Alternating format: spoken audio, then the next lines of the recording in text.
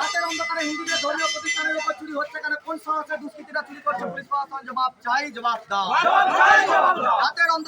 রাতের অন্ধকারে হিন্দুদের ধর্মীয় প্রতিষ্ঠানে চুরি হচ্ছে কেন? পুলিশ প্রশাসন জবাব চাই, জবাব দাও। ভগবানপুরে ঐতিহ্যবাহী শ্রী শ্রী রামকৃষ্ণ মন্দিরে রাতের অন্ধকারে দুষ্কৃতীরা চুরি করলে কেন? পুলিশ প্রশাসন জবাব চাই, জবাব দাও। অবিলম্বে 24 ঘন্টার মধ্যে দুষ্কৃতীদের গ্রেফতার করতে হবে। অবিলম্বে 24 ঘন্টার মধ্যে দুষ্কৃতীদের গ্রেফতার করতে হবে।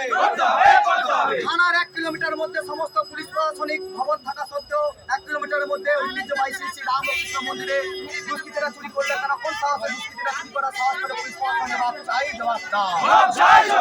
জবাব তোমায় দিতেই হবে। জবাব তোমায় দিতেই হবে। আগামী 24 ঘন্টার মধ্যে অবিলম্বে দুষ্কৃতীদের গ্রেফতার করতে হবে। আগামী 24 ঘন্টার মধ্যে দুষ্কৃতীদের গ্রেফতার করতে হবে। নইলে আমাদের সনাতনীদের এই পদ অবরোধ চলবে। নইলে